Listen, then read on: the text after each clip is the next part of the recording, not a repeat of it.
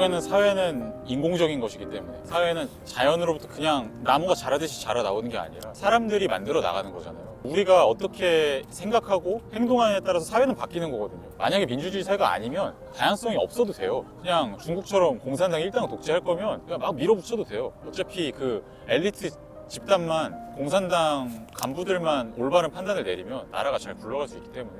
근데 민주주의 사회는 서로 토론을 통해서 의사결정을 하는 체계잖아요. 이런 체계는 사고의 다양성을 열어두는 게 중요하고, 내가 생각이 틀릴 수도 있다, 다른 방향의 생각도 가능하고, 그것을 우리는 열어놓고 토론해보고 수용할 여지가 있다, 이 생각이 전제되어 있지 않고서는 제대로 기능하기가 어려운 시스템이라고 저는 생각하거든요.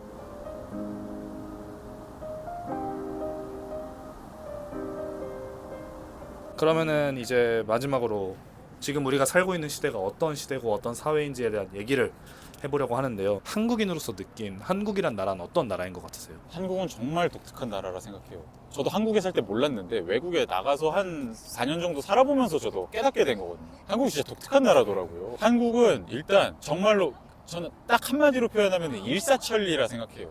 일사천리는 거기에는 빠름도 들어가고 어떤 하나의 규율 체계에 모두가 따르는 것. 그러니까 빠르고 단일하고 모두가 통합되어 있는 것. 이런 걸로 전 한국 사회가 특징 지어진다 생각하거든요. 좀 외국에 어느 정도 긴 시간을 나가 있다가 한국에 들어오면 제일 먼저 눈에 띄는 게 저는 지시사항들이에요. 공항에 내리자마자 짐은 이렇게 찾으세요, 뭐 어디에 올라가지 마세요, 여기다가 물건 올려놓지 마세요, 그거부터 시작해가지고 고속도로에도 뭐 이쪽 차선으로 이렇게 가세요, 뭐 졸음운전 어떻게 하지 마세요, 다 좋은 지시사항들이죠 물론. 근데 다른 나라는 그런 게 잘 없거든요. 보통 이렇게까지 많지 않아요, 진짜 주율이.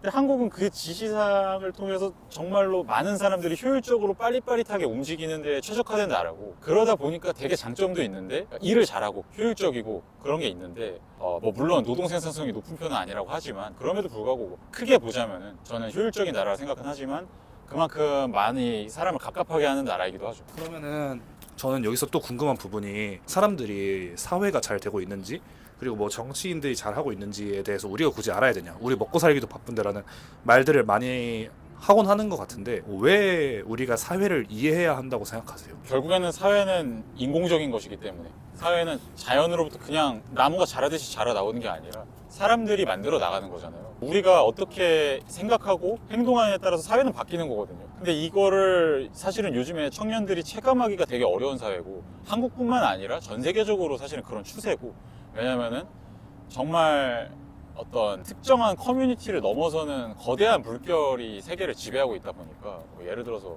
이런 스마트폰이 촉발시킨 이 정보화 혁명 같은 것, 모바일 혁명, 이런 것 앞에서 사실은 개인이 할 수 있는 거라는 게 너무나 적고, 그러다 보니까 사람들이 되게 정치적인 무력감 같은 거를 품게 됐고, 이게 진짜 다른 나라에서도 많이 생겨나는 현상인데, 근데 아무리 세상이 이렇게 흘러가고 있다고 해도 결국에는 사회라는 거는 사람의 손으로 만들어지니까 끊임없이 주의를 기울여야 될 필요는 저는 분명히 있다고 봅니다. 우리가 관심을 안 기울일수록 점점 더 세상은 우리를 이용하는 방식으로 바뀌어가겠죠. 그러면은 사실 이런 집단의 특성들이 개인을 이해할 때도 좀 도움이 될 수 있다고 생각을 하거든요. 결국 저도 그런 사람 중에 한 명이기 때문에, 그래서 이런 식으로 집단을 바탕으로 개인을 이해할 때 좀 조심해야 될 부분이 있을까요? 집단이라는 것에 대해서는 일반화를 시킬 수 있죠. 저는 일반화하지 마세요라는 말을 되게 싫어하거든요. 일반화를 안 하면은 아무 말도 할 수 없기 때문에. 언어 자체가 일반화인데, 그 거시적인 집단에 대한 일반화는 보통은 통계를 통해 이루어지고 평균이라는 것을 통해서 이루어지잖아요.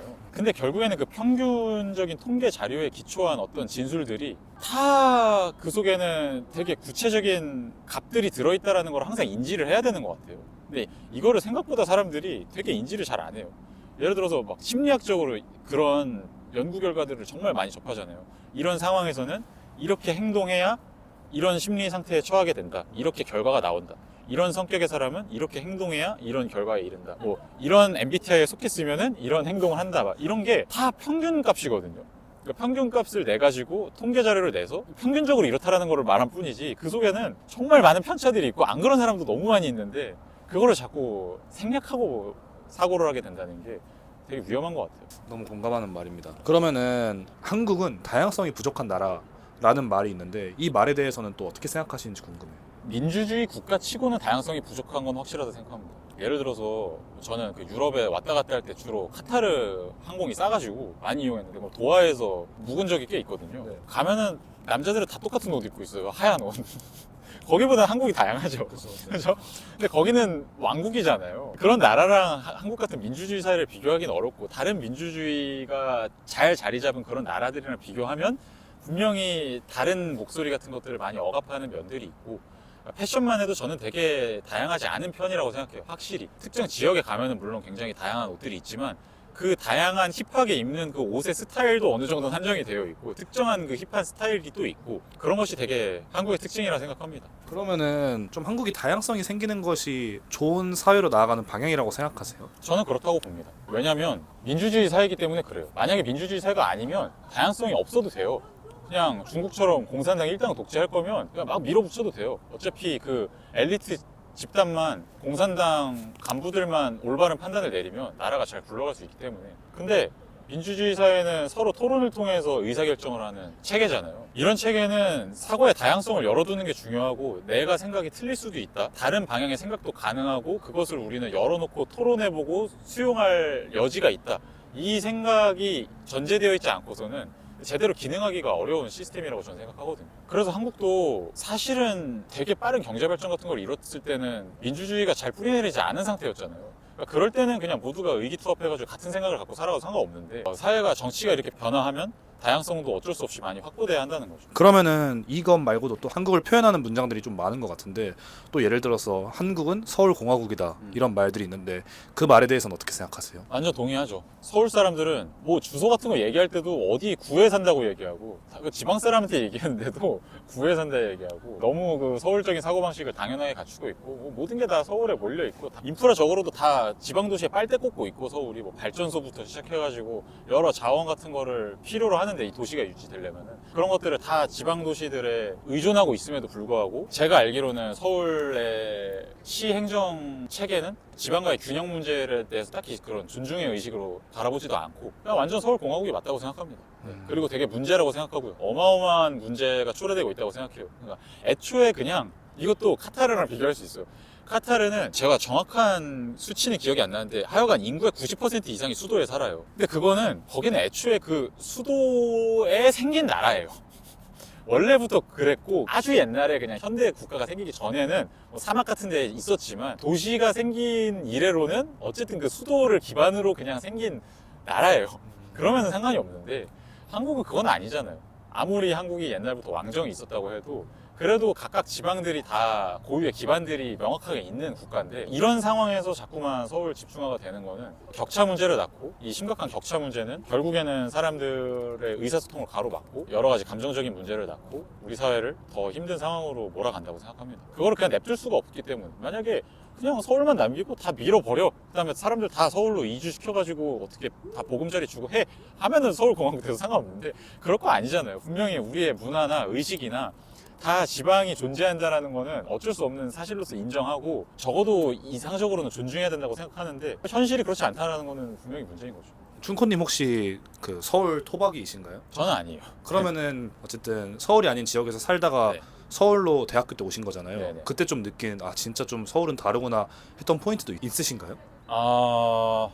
아니요, 저는 딱히 없긴 해요. 예, 왜냐면은 저는 서울이 특별할 게 없는 도시라 생각하거든요. 왜냐면 다 서울처럼 전국을 만들어 놨기 때문에. 그러니까 이건 서울 집중화는 서울 땅값만 오르고 그냥 모든 인프라가 서울에 집중된다라는 문제도 있지만 전국 토를 다 서울처럼 만들어 놓는다는 문제이기도 한 것 같아요. 신도시나 그런 데 가면은 다 서울에 있는 어떤 특정한 동네에 베껴가지고 다 지어놓고 천안에 가도 그냥 서울이랑 비슷해요. 그거 별로 다를 건 없어요, 제 생각에. 근데 서울은 그냥 기업체가 더 있고 대학교가 더 있고 그게 다른 거지 솔직히 근본적인 차이는 잘 모르겠습니다. 좋습니다. 그러면은 또 궁금한 게 이 한국이라는 사회는 충분히 공정한 사회라고 생각하세요? 그러니까 이것도 다 상대적인 거니까 저는 어마어마하게 불공정한 사회는 아니라고 생각해요. 꽤나 합리적인 시스템을 가지고 있고 적어도 우리가 공부 열심히 하면 어느 정도 괜찮은 대학교에 갈 수 있다는 거는 그래도 많은 사람들이 인정하고 아무리 요즘에 수능이 뭐 괴랄하다 그래도 어쨌든 열심히 하면 열심히 하지 않는 학생보다는 기회가 많이 열려 있는 건 사실이고, 근데 다만 점점 안 그렇게 되고 있다라는 게 문제인 거고, 옛날보다는 확실히 지금이 더 불공정해진 부분들이 많이 있고, 그게 앞으로 계속 이렇게 나아간다면 한국 사회가 굉장히 암울할 거다. 결국에는 부자 부모 밑에서 태어나지 않았으면 부자가 될 수 없는 그런 상황까지 될 것이다. 그러니까 극히 어려운 그런 상황까지 될 것이다 라는 전망이 나오니까 조금 문제 제기가 되는 거라고 생각하지, 지금 상황 자체가 어마어마하게 불공정한 거라고 볼 수는 없을 것 같아요. 근데 그거는 있죠. 오히려 뭐 공정 이슈를 우리는 보통 개인 대 개인의 문제로 많이 가져가잖아요. 특히 막 입시 문제라든지 취업 문제 이런 것들로 많이 가져가지만, 이미 가지고 있는 그 재산에 대해서 과연 어떻게 할 것인가의 차원에 있어서는 저는 되게 불공정한 면이 있다고 생각해요. 돈이라는 것이 결국에는 존재하고 빈부격차라는 건 있을 수밖에 없잖아요, 자본주의 사회에서. 그랬을 때 그 돈이 굴러가는 방식이 어떻게 이루어지도록 하느냐에 있어서는, 예를 들면 한국은 압도적으로 부동산 투자에 유리한 나라고, 다 주식 투자나 다른 자산 투자 대비 부동산에 투자했을 때 여러 가지 세제 혜택이나 나중에 세금을 피해갈 수 있는 방법들을 모색하면 결국에는 돈을 많이 가진 사람들이 효율적으로 자산을 자식들한테 물려줄 수 있는 방법은 부동산이거든요. 그런 관점에서 우리가 더 이 사회에 많은 것들을 창출하고 많은 부가가치를 창출하고 형식을 만들어내고 그런 부분들로 자꾸만 부가 이동을 하고, 그게 공정한 사회인 건데 그게 이루어지고 있지 않다라는 점에서 되게 불공정한 면은 오히려 이런 면에서. 그러면은 사실 이거랑 같이 붙어서 다니는 얘기 중에 하나가 노력하면 다 된다라는 말이라고 생각하는데, 그 슬로건에 대해서는 좀 어떤 생각이 있으세요? 다 되는 건 당연히 아니죠. 안 되는 게 있고, 예를 들어서 전 그런 게 있다고 생각해요. 저는 학문을 하다가 포기한 사람이지만 학계에서 성공한다라는 게 뭘까? 저도 그렇고 지금 대학원에서 박사과정하는 제가 아는 많은 사람들, 정말 많은 사람들이 집 가정 환경이라 생각해요. 학교에서 그러니까 정말 가장 핵심적인 갖춰야 할 것이, 가정 환경이 충분히 뒷받침되지 않으면 그 길을 가기 진짜 힘들거든요. 그건 말고도 똑같이 내가 공부 열심히 해가지고 노력해가지고 변호사가 됐다, 정말 좋은 로펌에 들어가가지고 정말 좋은 자리를 꿰차고 계속해서 승승장구하고 나아가는 거는 어느 정도 또 인맥이 있어야 되는 거고, 그거는 보통은 집안 환경으로 많이 갖춰지고, 왜냐면 좋은 동네에 살아야 그 좋은 동네에서 좋은 친구들을 많이 사귀고 인맥들도 생기고 그런 게 있고, 또 아예 그냥 부모님이 직접적으로 밀어주는 것도 있고, 그런 것이 분명히 존재하니까 당연히 노력해서 다 그 사람들처럼 될 수는 없죠. 근데 그래도 또 어느 정도 되는 거는 또 사실이고, 네, 그거를 또 부정해서는 안 되죠. 그러면은 이런 노력하면 다 된다라는 이 메시지를 너무 많이 선포해버리면 생길 수 있는 문제점도 혹시 있다고 생각하세요? 우리 눈에 보이는 거는 노력해서 된 사람들이거든요, 다. 노력해서 안 된 사람들은 안 보여요. 어디 나타나지 않기 때문에. 안 된 케이스가 훨씬 많죠, 노력해도. 노력해서 된 거는 많은 것들이 작용한 거예요, 정말. 그냥 노력해서 된다라는 메시지를 너무 강하게 밀어붙이면 일단 이런 그런 낙오된 사람들, 실패한 사람들에 대해서 충분히 주의를 기울이지 않는다, 그 사람들을 배려하지 않는다라는 첫 번째 문제가 있고, 두 번째로는 그 노력해서 성공한 사람들의 공식을 마치 신화처럼 맹신하게 된다는 문제가 또 저는 있다고 봐요. 본인이 노력해서 성공했다고 생각하는 사람들 많이 있죠. 저도 제가 노력했다 생각해요. 아마 노력하셨다고 생각하실 거예요. 근데 노력만으로 되는 건 아니잖아요. 재능도 있어야 되고 여러 가지 조건도 있어야 되고, 제가 당장 막 어머니가 어디 쓰러지셔가지고 식물인간이시고 누군가가 24시간 돌봐야 된다 그러면은 제가 어떻게 이렇게 대학교에 그냥 철학 공부한다고 갔겠어요. 다른 걸 했겠죠. 다 그 각각의 상황이라는 게 있는 거고 운이라는 게 작용하는 건데, 저 사람은 저렇게 노력해서 저런 루트를 밟아서 성공을 했어 라는 식으로 받아들이기 시작하면 그거를 믿는 사람도 문제고 그 당사자도 문제예요. 제가 이거 그 책에서도 적은 내용인데, 제가 고등학생 때 어마어마한 대기업 회장님이 학교에다가 자서전을 몇천 권을 뿌렸어요. 그걸 읽어보니까 자신이 정말 가난한 환경으로부터 어떻게 노력해서 성공했는지 그 스토리를 담고 있는 거예요. 되게 인상 깊게 읽었거든요. 몇 년 후에 그 회사가 파산한 거예요. 그러니까 그 회사가 왜 파산했냐, 그 주요 원인으로 지목되는 게 그 CEO가 너무 자신의 사업 방식을 옳은 것으로 고수했기 때문에. 사실은 그동안 한국의 상황이 너무 많이 바뀌었고 그 사람이 사업을 하던 방식으로는 더 이상 회사를 잘 운영할 수가 없는데, 나는 이렇게 내가 노력해서 성공한 거야 라는 확신이 너무 있어서 자서전으로 열심히 쓰고 몇천 권씩 뿌리는 사람이 정도니까, 물론 그런 분들이 다 그런 건 아니나 그런 확신에 빠져가지고 또 어마어마한 오류를 스스로도 범한다는 거죠. 그랬을 때는 또 사회적으로 초래되는 해악들이 있는 거고. 공감이 되는 것 같습니다. 그러면은 사회에 대한 얘기 중에 사실 또 궁금했던 부분 중에 하나가, 요즘 세상에 정치인들은 정말 많은데 좋은 정치인이라고 평가받는 사람은 없는 것 같은 느낌이 들 때가 있는 것 같아요. 그래서 왜 세상에는 이렇게 수많은 정치인들이 있는데 좋은 정치인은 한 명도 없다고 평가되는 걸까요? 저는 이거는 일단 첫 번째로는 지혜로운 인간이 사라지는 환경이기 때문에 그런 게 있다고 생각해요. 지혜로운 인간이라는 건 결국에는 사회를 전체적으로 보고 되게 여러 변수들을 고려해가지고 거시적인 판단을 내릴 수 있는 사람인데 우리는 계속 산업혁명 이후로 분업화를 추구해 왔잖아요. 분업이 효율적이니까. 그러니까 본인 특정 분야에서 잘하면 사회적으로 인정을 받는 환경인데 그러니까 그런 사람들이 인정받고 정치인이 되고 근데 그 분야를 잘 안다고 해서 사회 전체에 대해서 잘 안다라는 보장은 전혀 없는 건데 그런 종합적인 지혜로운 인간을 길러내는 시스템이 점차 사라져왔을지도 모른다라는 한 가지 가설을 저는 갖고 있고요. 그 다음에 두 번째는 사실은 이 현대의 정보화 시대에는 어지간한 사람은 범국민적인 존경을 받기 힘들다는 겁니다. 왜냐하면 정보가 너무 실시간으로 전달되기 때문에 이게 누군가한테 좋은 이미지를 얻기 위해서는 나쁜 것들은 다 걸러내고 좋은 것들만 많이 쇼로 이렇게 비춰주고 해야 되는데 저는 과거 정치인들은 다 그랬다고 생각해요. 그 사람들이라고 해서 뭐 다 좋은 면만 있었겠습니까? 안 좋은 면도 어마어마하게 많이 있었는데 대외적으로 내비치는 면은 통제를 할 수 있었던 거잖아요. 지금은 통제를 할 수가 거의 없는 환경이죠. 실시간으로 그 사람이 그냥 연설하는 거 다 생중계되는 환경인데 그 사람의 작은 몸짓, 말투 하나하나 다 전달이 되는데 그런 게 사람들의 미묘한 불편함을 양산하죠. 보통 자극하죠. 아무리 그 사람이 올곧은 정책을 펼치는 것 같다. 그렇게 많은 사람이 평가한다. 근데 나와서 말을 하는 거니까 말투가 별로네. 그러면 또 어떤 사람들은 되게 싫어해요. 뭔가 약자를 무시하는 듯한 느낌으로 말하네? 그러면 또 인기가 줄어들고 이런 환경 때문에 좀 인정받기 힘든 게 아닌가. 저는 이거를 제가 썼던 다른 책에서는 카리스마의 실종이라고 묘사를 하기도 했거든요. 정치인이 카리스마를 갖는 시대는 끝났다. 그렇게도 보고 있어요. 그게 정확히 어떤 의미일까요? 그러니까 이제 베냐민이라는 철학자의 견해를 가져와서 이야기를 하자면 베냐민 아우라라는 게 존재를 한다고 생각하는데 어떤 대상이 아우라를 갖는다는 거는 가까이 있으면서도 먼 것 같은 느낌이 있어야 돼요. 그러니까 거리감이라는 게 되게 중요한데 분명히 물리적으로 가까이 있는데 무언가 멀리 떨어져 있는 듯한 신비로움이 있다. 그 신비로움은 결국에는 내가 그것을 결코 이 순간에 제공되는 것들을 통해서 다 알 수는 없다라는 것을 통해 생기죠. 역사적인 유물 같은 건 아우라가 있잖아요. 왜냐하면 거기에는 이 사회가 그것을 귀중한 걸로 인정한다는 것도 있는데 긴 역사를 통해서 축적되어 온 무언가 내가 지금 이 시대의 감각만으로는 파악할 수 없는 게 자리 잡고 있기 때문에 그 빈틈 때문에 멀게 느껴지는 건데 지금 이 사회는 자꾸만 모든 정보를 가깝게 전달하는 시대다 보니까 그 거리감의 실종 때문에 결국에는 아우라가 사라지고 정치인으로서 아우라를 잃는다는 건 결국은 카리스마를 잃어버리는 거라고 생각하거든요. 그래서 저는 그렇게 또 분석을 한 바가 있습니다. 너무 인상적인 답변인 것 같아요.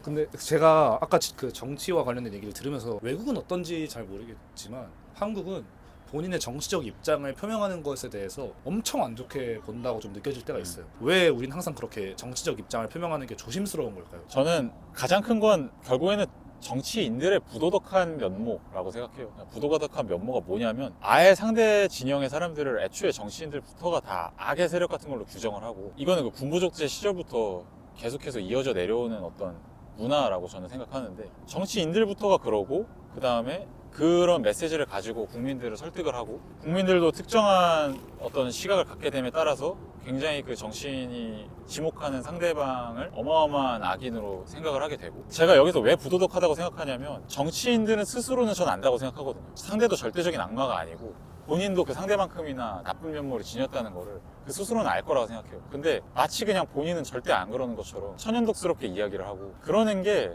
자꾸 사람들한테 이식이 많이 되어 왔다고 생각해요. 그러니까 그냥 일반 사람들의 입장에서도 저 정치인은 너가 지지해? 너는 똑같이 악마구나. 이렇게 되니까 그건 상종할 수가 없는 사람이 되는 거거든요. 그렇습니다. 네. 그러면은 완벽한 정책, 완벽한 결정 이런 것은 존재한다고 생각하세요? 존재하지 않죠.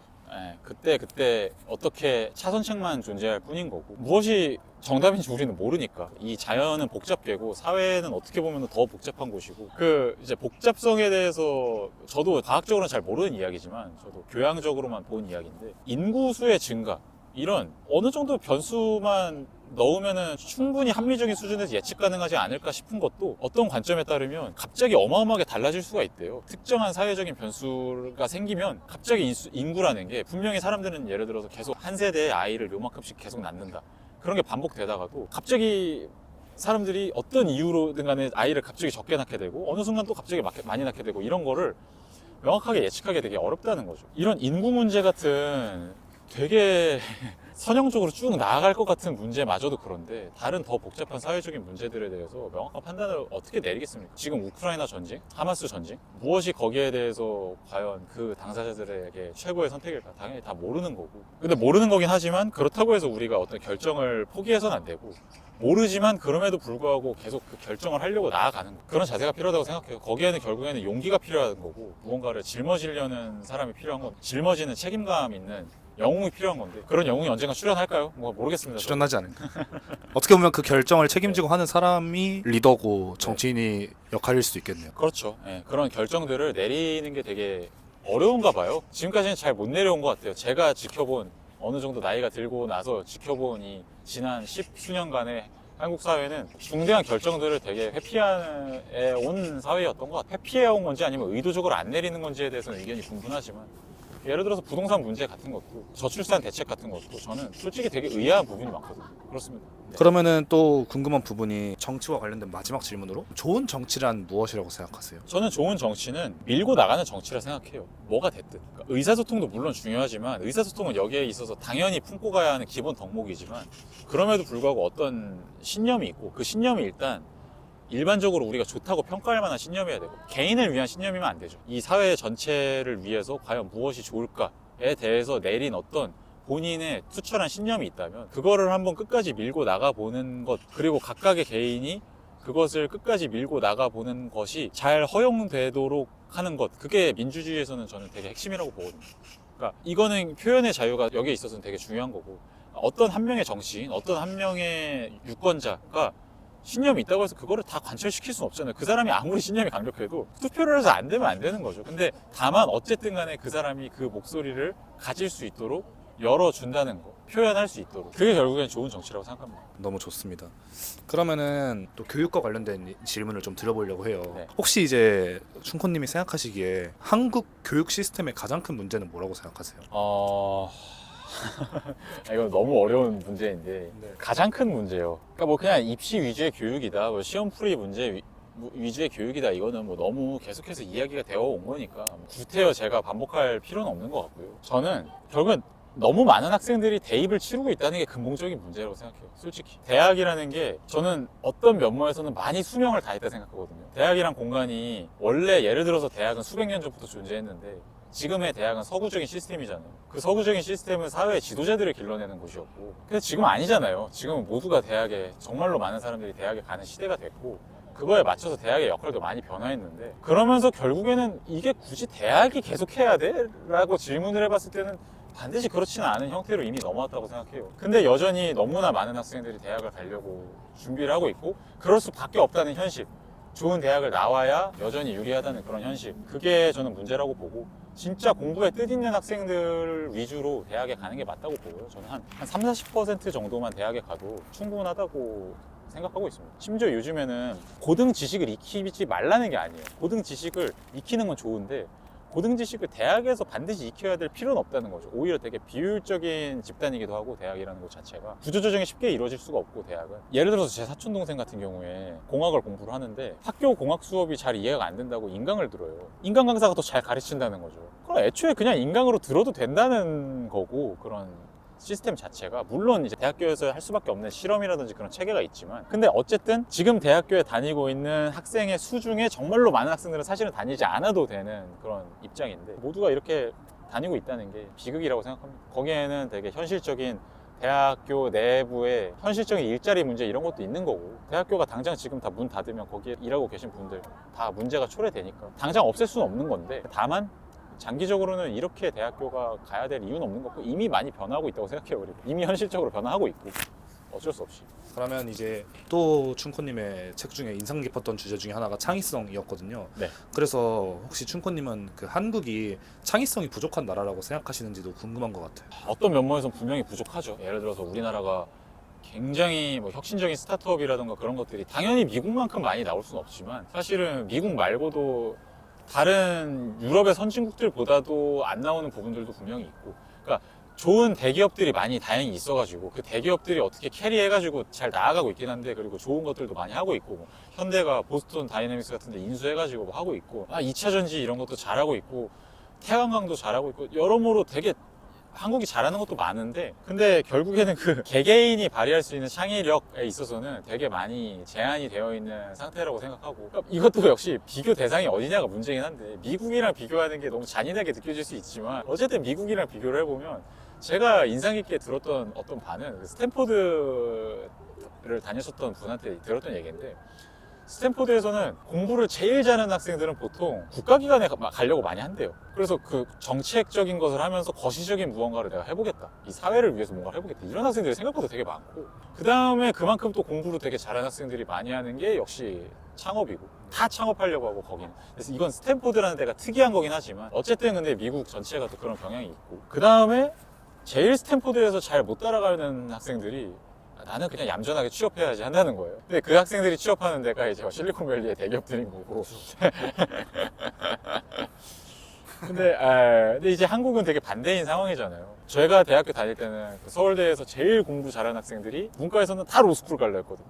로스쿨에서도 제일 잘하는 학생들은 뭐 여러 가지 있지만 보통은 뭐 판사가 되려고 하는 학생들도 많이 있지만 대형 로펌에 많이 가려고 하고, 이게 뭐 나쁜 거라고 생각하지는 않지만 분명히 현상적으로 봤을 때 창의성이랑은 너무나 거리가 멀다고 생각하고, 결국에 요즘에 되게 많이 나오는 이야기가 단기간에 성과를 당장 낼 수 있는 것들을 사람들이 원한다, 그것 이상의 어떤 그림을 보지 못한다. 근데 그 그림을 보지 못하는 거는 결국에는 어떤 가치의 부재에서 나오는 거고, 무언가 가치관이 있고 성과라는 것 이외에 어떤 내가 명확하게 품는 가치관이 있을 때 어떤 그림도 차차 그릴 수가 있게 되는 거고, 당연히 그 성과라는 거, 그리고 보통 우리가 여기서 성과를 하면 한국에서는 보통 돈이죠. 돈 아니면 남들이 선망하는 일자리 이런 건데, 안정성일 수도 있고, 근데 그것 말고 어떤 가치를 품을 수가 있거든요, 분명히. 그리고 저는 그런 분들도 되게 많이 알아요, 진짜. 저는 그게 그리고 앞으로 한국 사회의 희망이라 생각합니다. 지금까지는 그런 게 되게 많이 억눌려 왔던 사회라고 생각하는데, 어떤 이유에서인지 모르겠지만 요즘에 젊은 사람들 중에서는 생각보다 또 되게 많이 다른 가치를 품고 그런 것들을 향해서 나아가려는 학생들도 되게 많다고 저는 생각해요. 진짜로 내가 국가에 이바지하겠다, 어려운 사람들을 돕겠다, 그런 학생들 되게 많거든요. 이거는 아까 그 철학에 대한 이야기를 했을 때도 말씀드렸던 것처럼 전제까지 파고 들어가는 활동이라 생각하거든요. 가치라는 것은 결국 전제에 관한 문제고, 내 삶에서 가장 중요한 것이 무엇인가, 내가 추구할 만한 그 근본적인 게 뭔가 했을 때 그거를 다르게 설정하면 그때부터는 다른 길이 보이는 거고, 그런 건데 그거를 애초에 그 전제 자체를 의심하는 활동이 없으면, 그 전제 자체를 모두가 다 똑같은 전제를 품고 있으면 창의성도 실종되는 사회가 되겠죠. 그런 걸 좀 개선해가야 할 필요가 있겠네요. 그렇습니다. 그리고 그런 거를 개선 못하게 자꾸 막 어른들이 길을 죽여요, 청년들의 길을. 제 생각엔 좀 그래요. 안 그런 어른들도 물론 정말 많이 계시지만, 어떤 학생이, A라는 학생이 B라는 국가로 유학을 가려고 합니다. B라는 국가는 정말로 메이저한 국가라고 보긴 어렵습니다. 근데 그 A라는 학생의 입장에서는 정말로 뚜렷한 목표가 있어요. 그 B라는 국가에 가서 내가 특정한 무언가를 배우겠다. 그 B라는 학생에 대해서 지도 교수님이 이렇게 말합니다. 왜 거기로 유학을 가? 당연히 그 분야 공부하려면은 미국으로 가야지, 당연히 영국으로 가야지. 그 어른들의 그 작은 말은 그 20대 초반 중반에 아직 정신적으로 완전히 성숙하지 않은 학생들한테는 어마어마한 영향을 끼쳐요.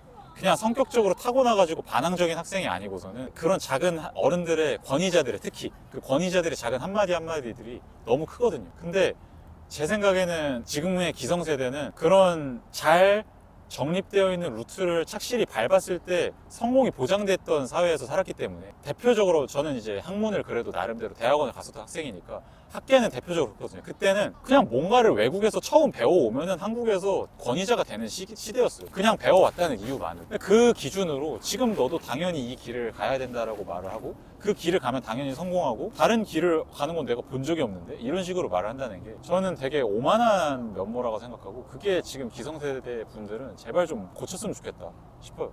그 말을 할 때 그냥 한 번만 주저하고 그냥 침묵해도 되거든요. 한 번 더 생각하고 다른 조언을 더 그냥 거시적인 차원에서 조언을 주셔도 되고, 그랬으면 좋겠어요. 혹시 춘코님은 대안이 없으면 비판을 하지 않는 것이 좋은 사회로 나아가는 방향이라고 생각하세요? 아니요. 대안이 없어도 일단 비판을 할 필요는 있죠. 왜냐면 문제다라는 생각 자체를 상대방이 못하고 있을 때 문제점을 지적한다는 것 자체만으로도 유의미할 수는 있거든요. 근데 다만 그거를 인신공격성 비판이 되면 안 되는 거고, 그때부터는 너무 아예 싸우자는 식으로 나아가니까 그냥 소모성 논쟁만 일으킬 뿐이고, 그냥 너의 지금 활동에는 무언가 문제가 있다는 걸 지적해 주는 것 자체는 되게 생산적인 활동이고, 그거를 교두보로 삼아가지고 이제 앞으로 더 대안을 모색해 보는 걸로 나아가야 된다고 봅니다. 저는 비판은 되게 자유롭게 열려 있어야 된다고 보고, 저는 개인적으로 진짜 순전히 개인적인 가치인데 제일 중요시하는 가치 중 하나가 표현의 자유예요.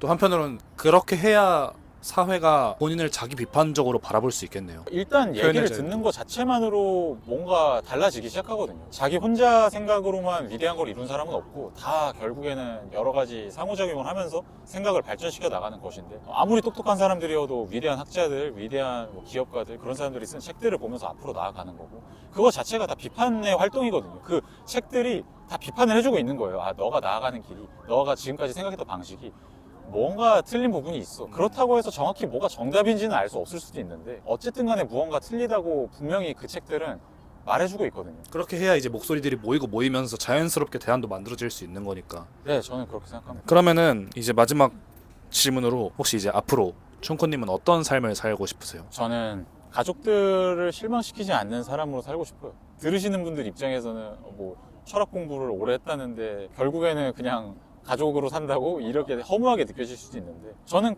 그런 것 같아요. 제가 돌고 돌아서 삶의 의미나 가치관을 찾아서 고민을 그래도 오랫동안 꽤나 해왔다고 생각하는데 제 안에서 발견한 가장 핵심적인 가치는 가족과의 유대감이더라고. 그리고 사랑하는 사람과의 유대감, 가족이 될 사람의 유대감, 미래에 새롭게 생겨날 가족에 대한 유대감. 그래서 그 사람들을 지키기 위해서 저는 열심히 활동을 하고 싶고 그러기 위해선 돈도 벌어야 되고 돈을 벌기 위해서는 열심히 일해야 되고 그리고 결국에는 저는 이 사회의 일원이라 생각하거든요. 저희 가족이 그리고 미래의 저의 자손들이 잘 뿌리 내리고 살아가기 위해서는 사회가 결국에는 무너지면 안 되고 그렇기 때문에 저는 사회에도 공헌하는 사람이 되고 싶어요. 그래서 저와 한 명이 할 수 있는 역할이라는 건 되게 미약하겠지만 그래도 무언가 자그마한 것이라도 할 수 있는 일들을 찾아서 하고 싶고 부디 이 공부라는 활동 그리고 공부를 전달한다는 그 활동이 그것에 작은 힘이라도 됐으면 되게 좋겠습니다. 좋습니다. 그러면 사실 지금부터 시그니처로 밀고 싶은 질문 중에 하나인데 10년 후에 춘코님에게 한마디 해주실 수 있나요? 도덕적으로 살아라. 살다 보면 유혹의 순간이 되게 많은데 그 유혹의 순간이라는 게 지나고 보면은 충분히 넘어가지도 않을 수도 있었을 그런 건데 그 당시에 그 강렬한 감정 그것은 떨쳐버리기 어려운 유혹인데 그 유혹 때문에 도덕을 포기하지 마라. 도덕이라는 게 결국에 다른 사람들과의 관계인데 그 관계를 포기하지 말아라라고 말하고 싶어요. 너무 좋습니다. 그러면 혹시 더 하고 싶은 얘기가 있으실까요? 제가 이번에 가장 젊은 날의 철학이라는 책을 썼는데요. 우리 모두는 가장 젊은 날에서 지금 살고 있다. 지금 이 순간이 우리에게는 가장 젊은 날이다라는 생각에 이렇게 썼고 저는 한국 사회가 되게 획일화된 사회라고 생각하고 그 속에서 각자가 자신의 행복을 찾아 나가는 게 좀 어렵다고 생각하는데 그것에 대한 반작용으로 요즘에는 오히려 고독이나 나다움에 대한 이야기가 어마어마하게 범람하고 있다고 생각하고요. 그런데 그럴 때일수록 우리는 오히려 그 고독과 나다운 메시지가 또 하나의 획일화로 전락하는 것이 아닐까에 대해서 끊임없이 의심을 잘 해야 된다고 생각하고 그러기 위해서는 결국에 정말 필요한 건 나를 깊게 이해하는 거라고 생각해요. 피상적인 차원을 넘어서서 정말로 내가 뭘까 그거를 들여다보는 작업이 필요하고 그 작업을 하고 나면 거기에서는 긍정적인 부분뿐만 아니라 부정적인 면도 정말 많이 발견되고 공허함도 발견되고 꿈이 발견되기도 하지만 좌절도 발견되는데 그런 것들을 다 품고 살아간다라는 것이 무엇일까에 대해서 논하려고 한 책이거든요. 철학적으로 논하려고 했고 최대한 가독성 있게 썼습니다. 그래서 많이 관심 가져주셨으면 좋겠습니다. 좋습니다. 그러면은 가장 젊은 날의 철학 많은 관심 가져주시면 좋겠고요. 또 역시 춘코님도 춘코의 철학이라는 채널이 있으니까 그 채널에 가보시면 특히 저는 학제적으로 철학을 다루는 채널은 아니다 보니까 학제적으로 다루는 내용들도 많은 채널이라서 좀 그런 니즈가 있으신 분들은 가보시면 좋을 것 같고 그럼 오늘 인터뷰를 이 정도로 마무리해 보도록 하겠습니다. 아 너무 잘 이끌어 주셔서 영광이었습니다. 감사합니다. 고생하셨습니다. 감사합니다. 고생하셨습니다. 아 고생하셨습니다.